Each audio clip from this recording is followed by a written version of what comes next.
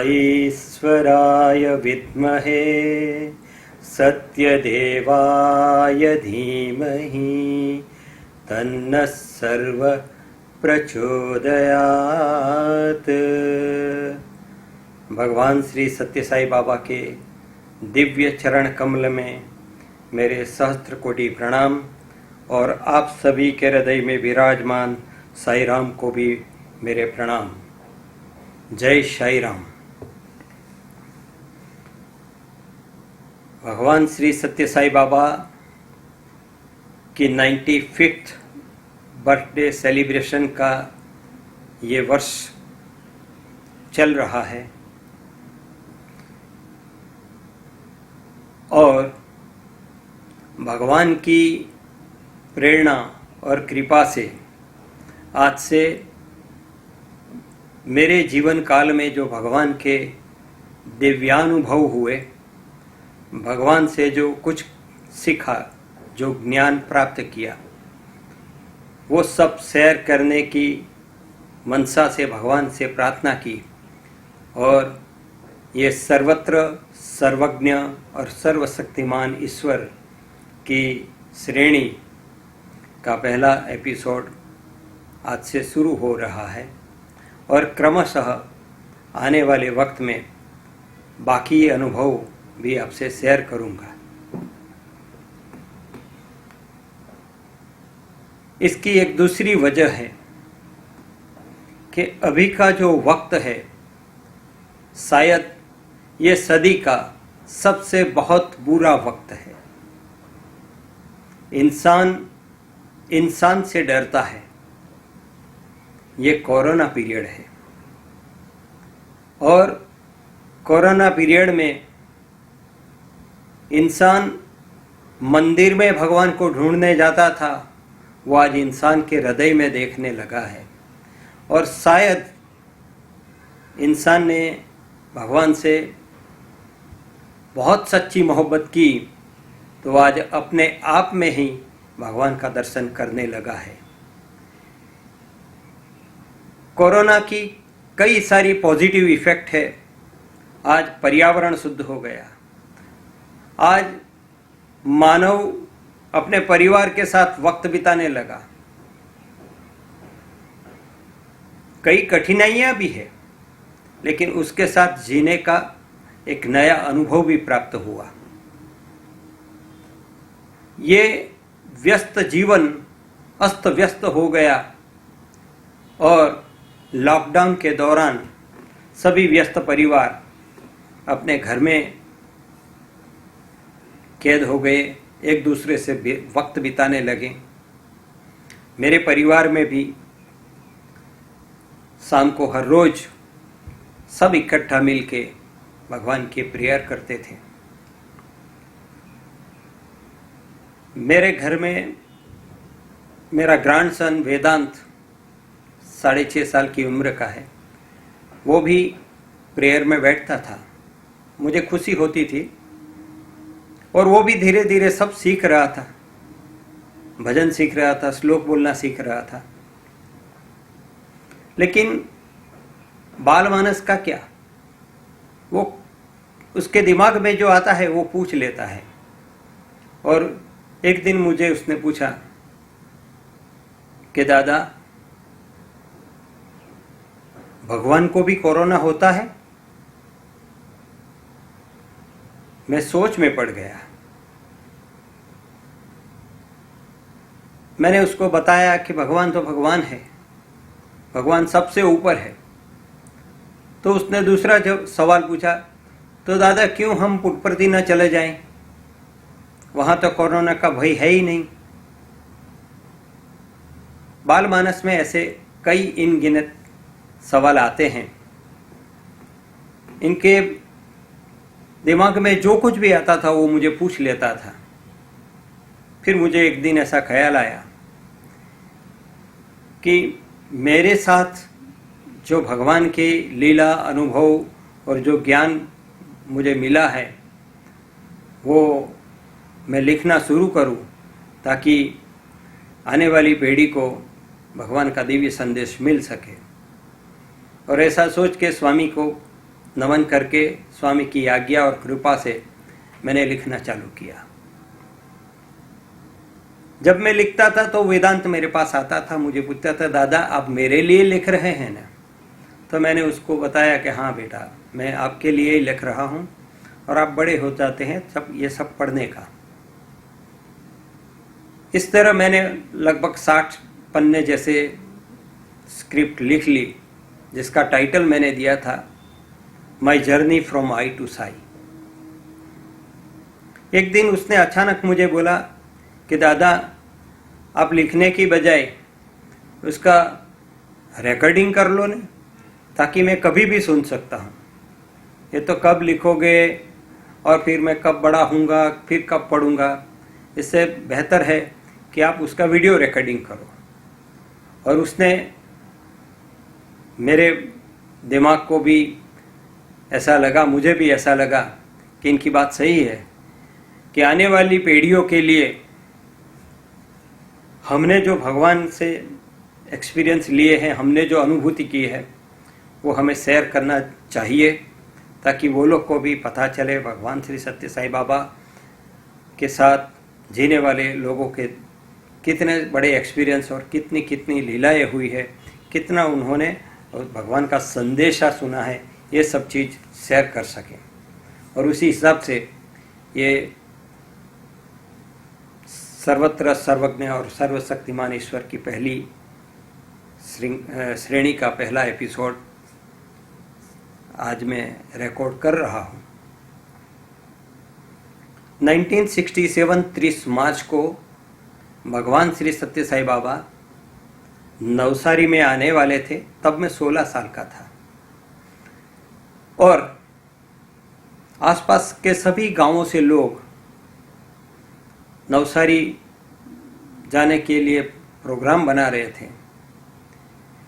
तो हमने भी हमारे दोस्तों के साथ ये तय किया कि हमने वैसे तो नाम सुना नहीं था वो क्या है कैसा है, लेकिन सब लोग जा रहे हैं तो चलो हम भी चले जाएं।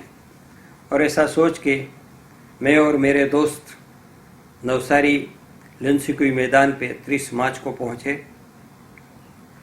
बहुत बड़ी भीड़ थी, बहुत बड़ी भीड़।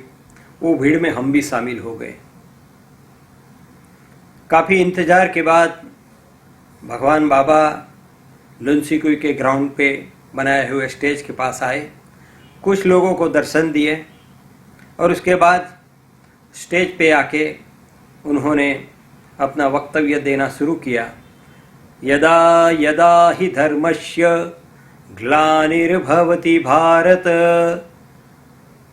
जैसे ये गीता का श्लोक शुरू किया, इतनी भीड़ थी, वो सबको ऐसा लगा कि हम दर्शन में रह जाएंगे, हमको नज़दीक से जाना है।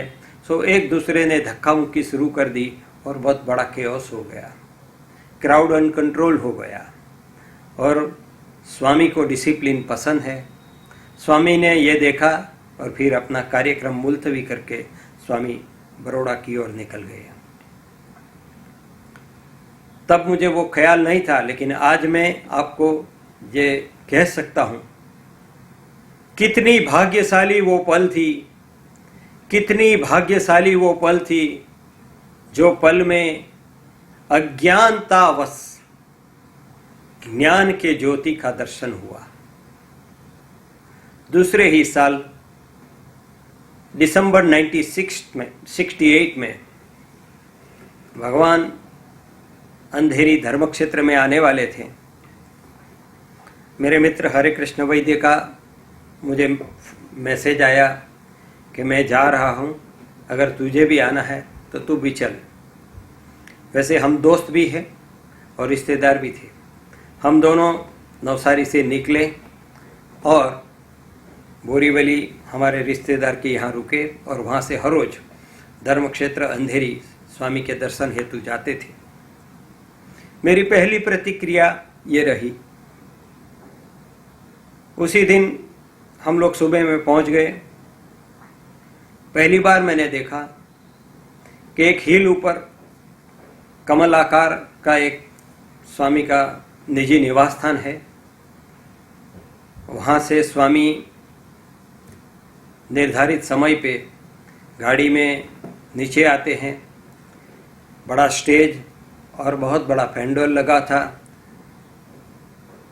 हजारों भक्तों की भीड़ होती थी और स्वामी स्टेज पे आके दर्शन देते थे, भजन सुनते थे, कुछ जगह पे घूमते थे और फिर स्टेज पे चले जाते थे। ऐसा सुबह भी होता था, ऐसा शाम को भी होता था। 2-4 रोज हमने स्वामी के ये दर्शन किए। उस दौरान मेरे दिमाग में काफ़ी बड़े बड़े ख्याल आए कि स्वामी को दर्शन करने के लिए बहुत बड़ी बड़ी हस्तियां आती है, फिल्म कलाकार आते हैं, इंडस्ट्रियलिस्ट आते हैं, बिजनेसमैन आते हैं,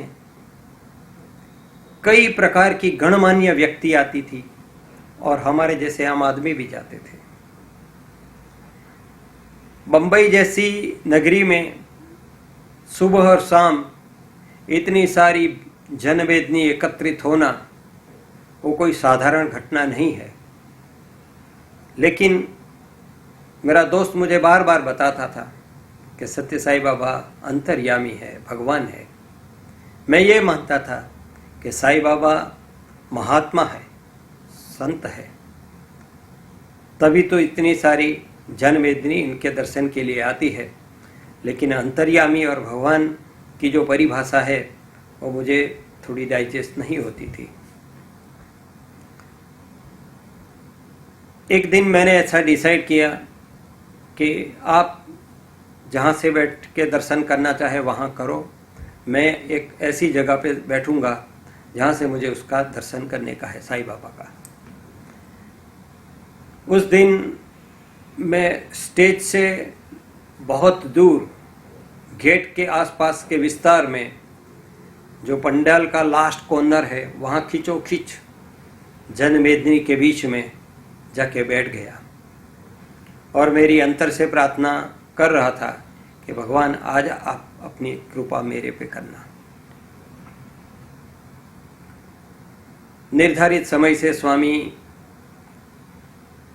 हिल पर से अपने निजी निवास स्थान से नीचे आए, धीरे धीरे चलते चलते स्टेज पे आए और स्टेज पे आके इन्होंने दर्शन देना शुरू किया।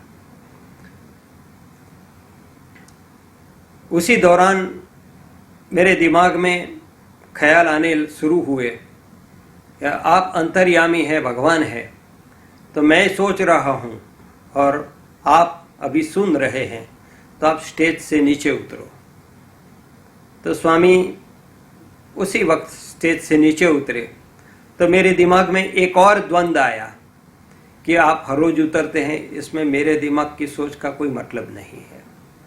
तो मैंने दूसरा सोचा कि स्वामी मैं जहाँ बैठा हूँ वो दिशा में आप आगे आए।